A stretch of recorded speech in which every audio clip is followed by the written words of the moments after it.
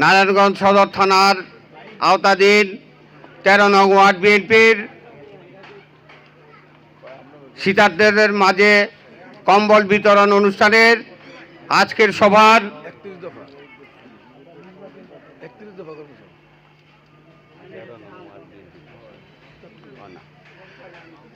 ১৩ নং word BNP আয়োজিত আজকের সভার সম্মানিত সভাপতি বাংলাদেশ জাতীয়তাবাদী দল ১৩ নং ওয়ার্ড বিএনপির সংগ্রামী সভাপতি অত্র এলাকার কৃতি সন্তান অ্যাডভোকেট আঞ্জুম আহমেদ রিফাত মঞ্চে উপবিষ্ট রয়েছেন। আজকের সভার প্রধান আকর্ষণ বাংলাদেশ জাতীয়তাবাদী দল নারায়ণগঞ্জ মহানগর শাখার সংগ্রামী আহ্বায়ক কর্মী বান্ধব নেতা বারবার কারা নির্যাতিত নেতা অ্যাডভোকেট সাখাওয়াত হোসেন খান। মঞ্চে উপস্থিত রয়েছেন বাংলাদেশ জাতীয়তাবাদী দল নারায়ণগঞ্জ মহানগর শাখার সংগ্রামী সদস্য সচিব ছাত্র দলের সোনালী অতীত বারবার কারা নির্যাতিত নেতা কর্মী বান্ধব নেতা অ্যাডভোকেট আবু আলী ইউসুফ খান টিপু। মঞ্চে উপস্থিত রয়েছেন বাংলাদেশ জাতীয়তাবাদী দল নারায়ণগঞ্জ সদর থানার সংগ্রামী সাধারণ সম্পাদক অত্র এলাকার কৃতি সন্তান অ্যাডভোকেট এইচ.এম. আনোয়ার প্রধান।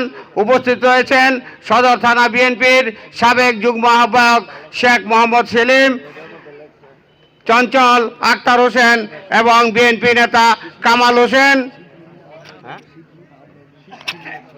এবং উপস্থিত রয়েছেন বাংলাদেশ জাতীয়তাবাদী দল নারায়ণগঞ্জ মহানগর শাখার সংগ্রামী সদস্য শিপলু। উপস্থিত রয়েছেন অত্র এলাকার জিয়ার সৈনিক ভাইয়েরা এবং মা বোনেরা। প্রথমে আমি আমার সালাম জানিয়ে বক্তব্য শুরু করছি। প্রিয় ভাইয়েরা আমার, আজকের এই কম্বল বিতরণ অনুষ্ঠান রাষ্ট্রীয় কাঠামো ৩১ দফা রাষ্ট্রীয় কাঠামো বাস্তবায়ন, রাষ্ট্র কাঠামো মেরামত ৩১ দফা বাস্তবায়নের জনসম্পৃক্ততার আজকের এই কর্মসূচিতে আমি একটি কথা বলতে চাই। শহীদ জিয়াউর রহমানের দল সবসময় মানবতার সেবায় এগিয়ে আসে।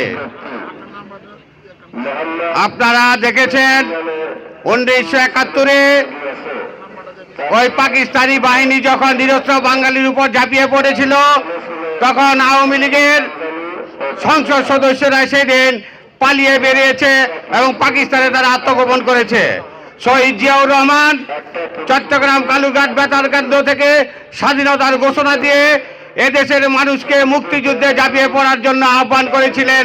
সেই আহ্বানে সাড়া দিয়ে এদেশের দামাল ছেলেরা দীর্ঘ ৯ মাস ওই পশ্চিমা শাসক গোষ্ঠীর বিরুদ্ধে যুদ্ধ করে স্বাধীনতার লাল সূর্যকে ছিনিয়ে এনেছিল। এদেশ স্বাধীন হওয়ার পরে ৩.৫ বছরে এই আওয়ামী লীগের কর্তা শেখ মুজিবুর রহমান বাংলাদেশকে একটি তলাবিহীন জুড়ি হিসাবে বিশ্বের মানচিত্রে পরিচিত করেছিল। আপনারা জানেন সেই সময়টা ছিল বাংলাদেশের একটি কলঙ্কিত অধ্যায়। প্রিয় ভাইরা আমার, শহীদ জিয়াউর রহমান রাষ্ট্রীয় ক্ষমতায় অধিষ্ঠিত হয়ে ১৯ দফা কর্মসূচি বাস্তবায়ন করলেন বাংলাদেশকে কিভাবে স্বনির্ভর বাংলাদেশ করা যায়। তিনি ১৯ দফা কর্মসূচি দিয়েই শুধু বসে থাকেননি, তিনি কৃষকের সাথে খাল খনন করেছেন, শ্রমিকদের সাথে শ্রমিক হয়ে তিনি কাজ করেছেন। প্রিয় ভাইয়ের আমার, শহীদ জিয়াউর রহমান অত্যন্ত গর্ব করে বলতেন, আমি একজন শ্রমিক, আমি একজন শ্রমিক, এই হোক আমার পরিচয়। আর এই শেখ হাসিনা ১৬ বছরে বাংলাদেশে থেকে একটি কথা গর্ব করে বলতো, আমি শেখ মুজিবের মেয়ে, আমাকে কোনোদিন ক্ষমতাচ্যুত করতে পারবে না। প্রিয় ভাইয়ের আমার, দীর্ঘ ১৬ বছর আমরা এই স্বৈরাচারী শেখ হাসিনাকে পতনের জন্য আন্দোলন করেছি। অনেক রক্ত ঝরেছে, অনেকে গুম হয়েছে, অনেকে জেলের গানি এখনো টানছে।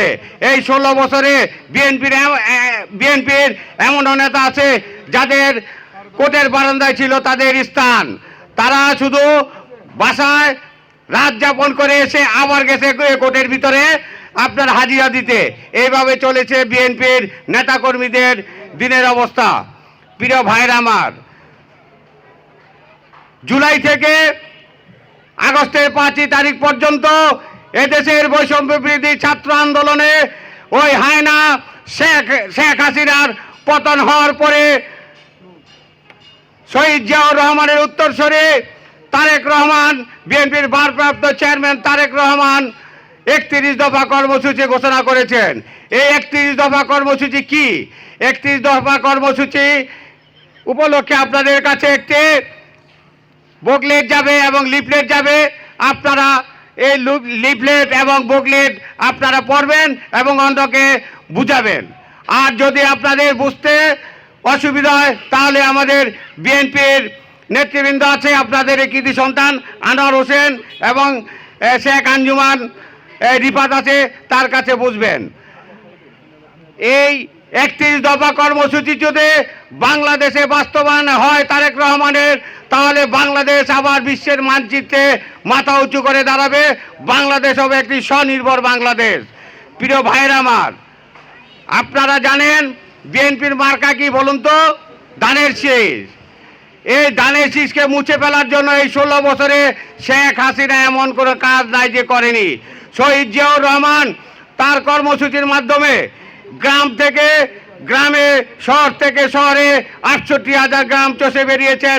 মানুষের মনে এমনভাবে জায়গা করে নিয়েছেন, শত চেষ্টা করেও শহীদ জিয়াউর রহমানের নামকে মুছতে পারেনি। আর এই 31 দফা কর্মসূচি যদি বাস্তবায়ন হয় তাহলে বিএনপির নাম চিরদিন মানুষ মনে রাখবে। কি বলেন আপনারা? 31 দফা বাস্তবায়নে সহযোগিতা করবেন ইনশাল্লাহ। এই বলে আমি আমার বক্তব্য শেষ করছি। বাংলাদেশ জিন্দাবাদ, বাংলাদেশ জাতীয়তাবাদী দল জিন্দাবাদ। শহীদ জিয়া অমর হোক। দেশনেত্রী বেগম খালেদা জিয়ার সুস্বাস্থ্য কামনা করছি।